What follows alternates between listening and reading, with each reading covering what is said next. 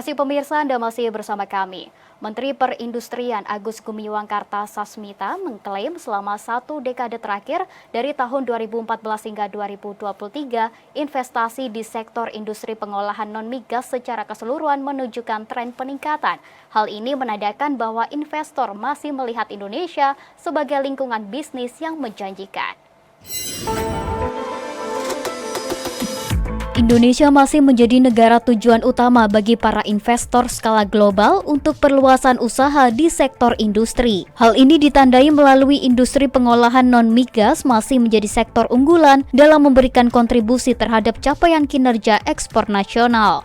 Dikutip dari laman resmi Kemenperin, Menteri Perindustrian Agus Gumiwang Kartasasmita mengklaim selama periode tahun 2014-2023, realisasi investasi di sektor industri pengolahan non-migas cenderung fluktuatif dengan tren peningkatan.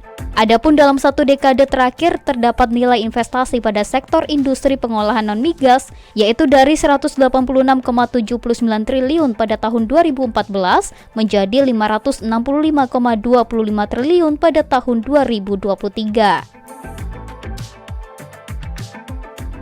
Menperin optimistis peningkatan investasi di sektor industri manufaktur memiliki kolerasi dengan kebijakan pemerintah dalam memacu hilirisasi sumber daya alam, khususnya sektor pertambangan.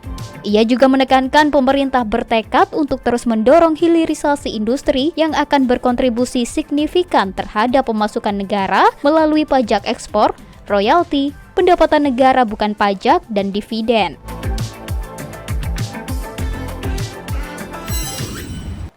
Pemirsa, aplikasi Sirekap tengah menjadi pembicaraan hangat di masyarakat. Di media sosial sendiri banyak berseliweran kesalahan jumlah suara yang tidak sesuai antara data dalam foto formulir C hasil dengan angka yang muncul pada Sirekap.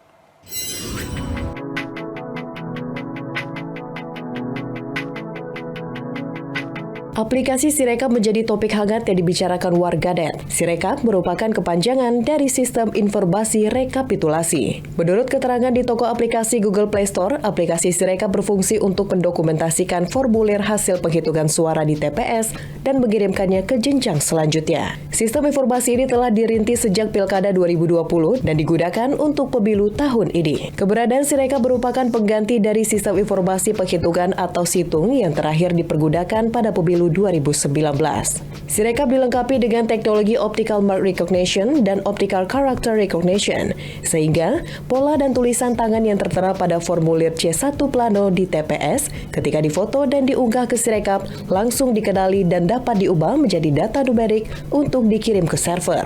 Namun dalam pelaksanaannya penghitungan melalui Sirekap pemilu 2024 yang dirilis KPU mengundang kontroversi. Pasalnya, angka perolehan suara yang terbaca di sistem berbeda dengan angka perolehan yang tertera di foto. Jika ditilik lebih lanjut, isu utama Sirekap adalah pembacaan teknologi OCR atau Optical Character Recognition yang kurang akurat. Pada dasarnya, teknologi OCR berfungsi mengkonversi karakter baik berupa huruf atau angka yang ada di dokumen untuk diubah menjadi digital. Akan tetapi, diperlukan kualitas dokumen yang baik untuk OCR dapat berfungsi maksimal. Kesalahan mengenai karakter dapat terjadi apabila kondisi dokumen jauh dari ideal. Contohnya, software OCR akan kesulitan mengenali karakter di dokumen yang penuh bercak atau tulisan tangan yang kurang jelas. Dalam konteks Sirekap, kemungkinan kesalahan lebih tinggi karena berbagai variabel. Contohnya, kemampuan kamera petugas KPPS yang berbeda, juga kondisi cahaya saat pengambilan foto yang kemungkinan berlangsung malam hari ketika proses perhitungan yang lama. Kemungkinan software OCR gagal mengenali teks menjadi lebih besar. Meski demikian, sistem informasi rekapitulasi yang digunakan Komisi Pemilihan Umum bukanlah penentu hasil pemilu 2024.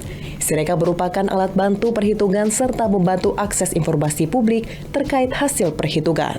KPU menegaskan penentuan hasil pemilu tetap ditentukan berdasarkan penghitungan yang dilakukan secara berjenjang, mulai dari tingkat TPS hingga nasional, sesuai dengan Peraturan Undang-Undang Pemilu Nomor 7 Tahun 2017. Unggahan formulir C hasil plano yang ada di TPS tetap kita lanjutkan melalui Sirekap. Hanya saja nanti untuk yang konversi-konversi yang kebetulan sistem membacanya kurang akurat atau kurang tepat, nanti akan kita lakukan koreksi supaya sesuai dengan apa yang formulir yang diunggah.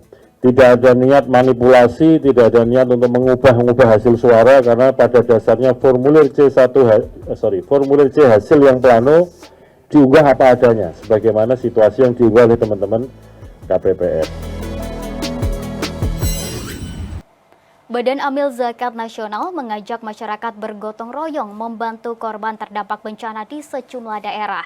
Ketua Basnas RI Nur Ahmad mengatakan, dengan gotong royong dari seluruh masyarakat akan menjadi kunci agar para korban terdampak bencana dapat terbantu secara maksimal. Badan Amil Zakat Nasional Basnas RI terus mengajak masyarakat untuk bergotong royong membantu korban terdampak bencana yang sedang terjadi di tanah air, seperti banjir di Demak, Jawa Tengah, dan erupsi Gunung Lewotobi laki-laki di Nusa Tenggara Timur. Ajakan tersebut disampaikan Ketua Basnas RI Nur Ahmad dalam konferensi pers bertajuk Aksi Basnas dalam Mengatasi Bencana Banjir di Indonesia pada Kamis 15 Februari 2024. Nur Ahmad menyampaikan pihaknya selalu berusaha hadir di setiap wilayah yang terjadi bencana di tanah air, mengingat Basnas memiliki kebutuhan Basnas Tanggap Bencana BTB untuk membantu korban bencana sangat besar seperti rumah sakit mini dan truk makanan. Khusus di Demak, Jawa Tengah, bantuan Basnas terus dilanjutkan karena bencana banjir yang terjadi di wilayah tersebut diprediksi bisa tertangani dengan tuntas membutuhkan waktu yang tidak sebentar, setidaknya 50 hari ke depan. Di Demak ada 21.000 pengungsi yang membutuhkan makan dalam jumlah besar karena rumah dan seluruh stok logistik terendam banjir sejak 5 Februari lalu.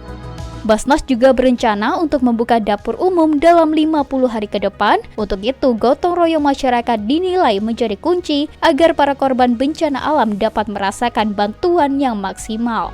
Kebanyakan mereka juga membutuhkan tenda untuk pengungsian. Dan berikutnya yang dibutuhkan oleh mereka adalah perahu karet, khususnya di daerah-daerah yang memang bencana banjir.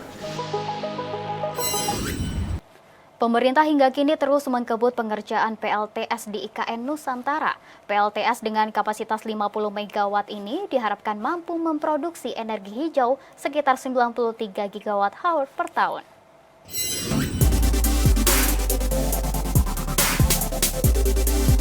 Untuk mewujudkan kota hutan cerdas yang berkelanjutan, hijau dan ramah lingkungan, pemerintah kini sedang melakukan pembangunan pembangkit listrik tenaga surya di ibu kota negara Nusantara dengan kapasitas 50 MW. Proyek dengan nilai 64 juta dolar Amerika Serikat ini dibangun di atas lahan seluas 80 hektar. Sedangkan pembangunannya dilakukan dalam 2 tahap. Pembangunan tahap pertama sebesar 10 MW yang telah selesai dikerjakan pada Agustus 2023 lalu dan siap untuk dioperasikan. Sementara itu, pembangunan tahap kedua yakni sebesar 40 MW ditargetkan selesai dalam waktu 9 bulan. Pengerjaan PLTS ini terus dikebut dikarenakan pemerintah menargetkan IKN menggunakan energi baru terbarukan sebesar 80% dari total kebutuhan listrik pada tahun 2045 dan diharapkan mampu memproduksi energi hijau sekitar 93 GWh per tahun. Keluar dari listrik dari sini yang 150 kV itu semua underground. Semua underground sampai ke OIKN-nya, ke pusat kota, semua underground. Kalau nanti dilihat ada tiang-tiang itu sementara sebenarnya. Itu sementara yang nanti mengeluarkan listriknya sementara. Tapi ke depan semua akan underground. Jadi kelihatan nanti smart dan cantik gitu kotanya karena tidak ada kabel yang malang melintang di atas tanah. Pemirsa, usai jeda, Kominfo Newsroom akan kembali dengan informasi hilirisasi minerba mesin penghasil cuan negara sesaat lagi.